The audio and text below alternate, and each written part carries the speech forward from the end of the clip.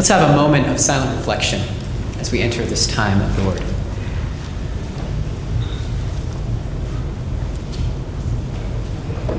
Amen.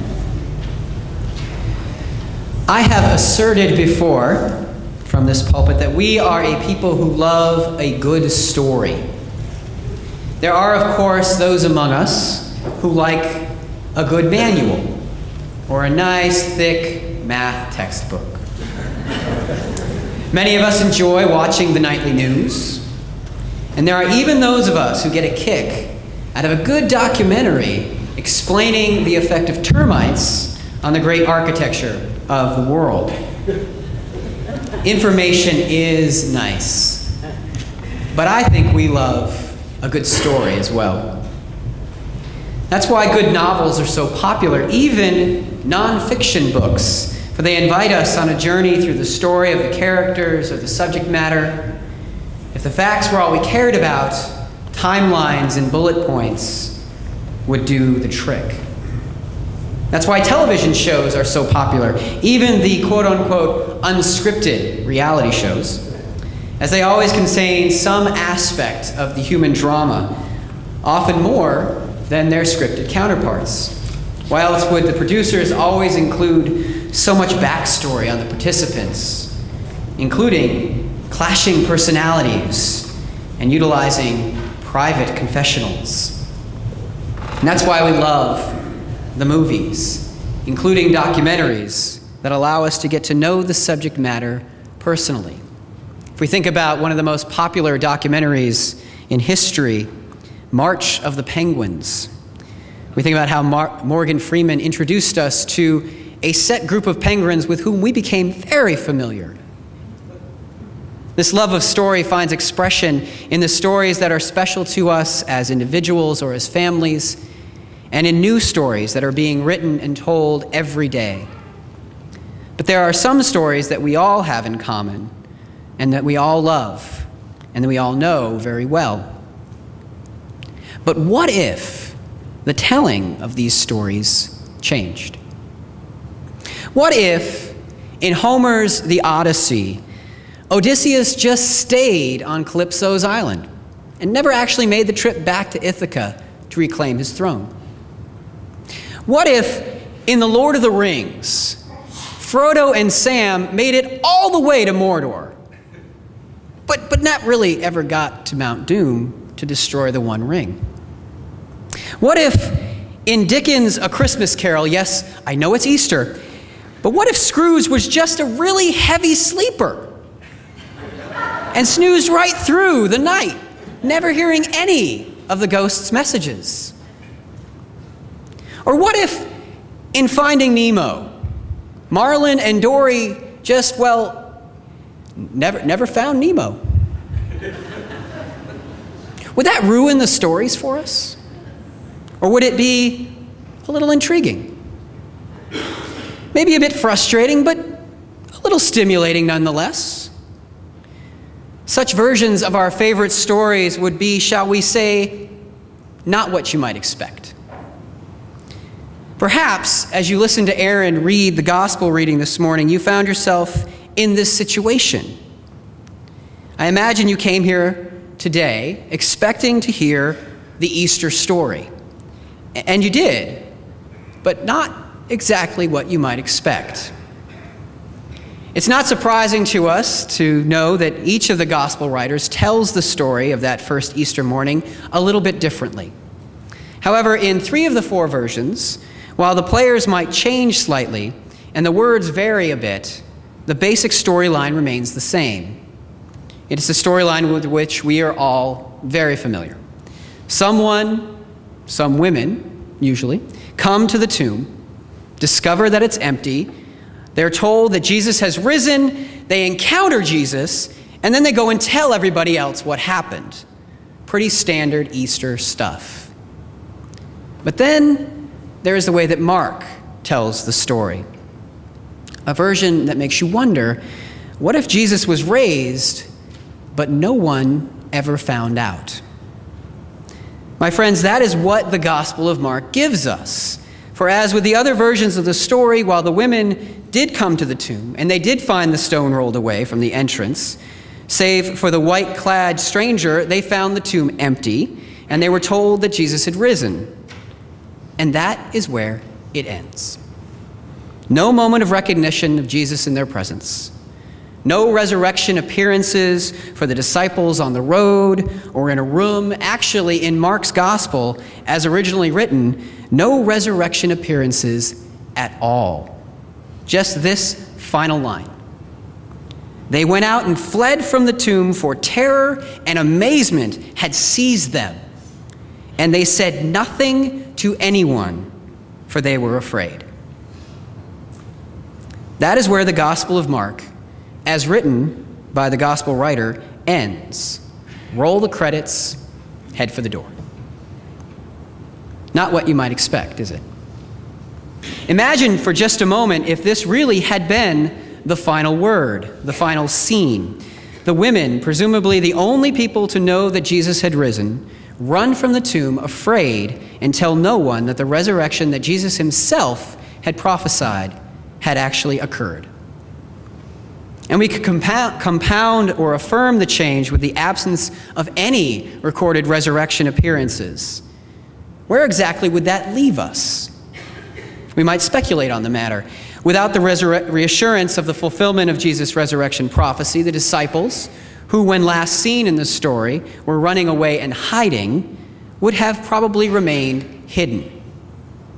The early church, which was founded on the bold witness of those same disciples, then apostles, would never have come to be in the face of a lack of that boldness. Remember, they were hiding. And without an early church, there would likely be no Christian church today. And in the absence of that church, the likelihood that we all would be gathered here together today is pretty slim. If the end of Mark's telling of the story were truly the end of the story, things would look very different indeed. It's kind of like that disappearing photo in that first Back to the Future movie. When something has disturbed the timeline, things just start to change. And yet, we are all gathered here on Easter morning in this sanctuary. Now let's work back from there. We know that the early church was then, in fact, founded. And we know from the stories that follow the Gospels in the book of Acts that it was these same disciples who had hidden themselves away that came out from behind their locked doors and embraced their roles as apostles, spreading the good news and establishing the fledgling communities. We know that the empty tomb was not the end of the story, but rather, in many ways, just one big old comma in the larger plotline. Gracie Allen, yes, that Gracie Allen, was once quoted as saying, "Never place a period where God has placed a comma." It's an idea that speaks to us on many levels. It speaks to a people of which we are a part who tend to favor the idea of closure over almost anything else. We like to close the chapter, to end the story. We like to move on with whatever it is that is to come next. Yet despite our inclinations, sometimes what we think is an ending really is not the end at all. Take, for instance, that empty tomb. As I have already said, despite what could be interpreted as an ending, Jesus had died, he had been buried, and now he was simply gone, and those who knew weren't telling. Perhaps it wouldn't sit with us as the most comfortable of endings, but it would appear to be an ending nonetheless. And yet, things are not what you might expect. There is resurrection. There is life out of death. There is so much more of the story yet to unfold. What we can see at the end of verse 8 may not be a period after all, but in fact, a comma. Markan scholar Beverly Roberts Gaventna explains how the first Christians responded to that metaphorical comma at the end of verse 8. She writes that early Christians extended the text, providing the ending that they believed must have been intended. These early Christians literally wrote more to the story, and we have these additional writings within our Bible. They're referred to as the shorter and the longer versions of the ending of Mark. They speak to an understanding that God had more to say and do in the story of Jesus. There was yet more revelation to be revealed. And it is this idea of ongoing revelation or continuing testament embedded in this belief that God was not through at the end of verse 8 when the women departed in fear that captures the power of Mark's original telling so beautifully. It's not wrapped up nicely in a bow for us. It's all cattywampus, left in disarray and open-ended. And while the English teachers and editors among us may not appreciate a comma hung at the end of a page, that symbolic punctuation invites us. It empowers us, nay, it compels us to continue telling the story, to listen for how God is still speaking beyond this moment in the biblical story, still speaking beyond the bounds of the Bible itself, still speaking throughout the history and tradition of the church, still speaking today in our time and in our midst. Do y'all remember that scene at the end of the cinematic version of The Lord of the Rings when Frodo departs from his friends? He takes the book that he and Bilbo had written and he gives it to Sam. Do you remember what he says? He tells him that there are blank pages at the end of the book, and that those pages are Sam's to fill in, for the story is not over. That is where we find ourselves, my friends, on those pages, in the midst of the ongoing story, boldly filling in our part after that comma in what has to be the longest run-on sentence in history. Modern-day storyteller Steven Spielberg once said, "Stories don't have a middle and an end. They usually have a beginning that just keeps on beginning." And it is God who is inviting us to embrace this sense of ongoing beginnings. There are, of course, moments that can feel like endings, when the story can't possibly continue, and honestly, we simply lack the strength or creativity to keep on writing. These are the moments when we are tempted to simply place a period in the text and close the book. That is likely how the women felt in our abbreviated Easter story. They are stuck on Good Friday, left with the heaviness of the cross, perhaps exactly what the writer of the gospel intended. But we have gathered here on Easter morning.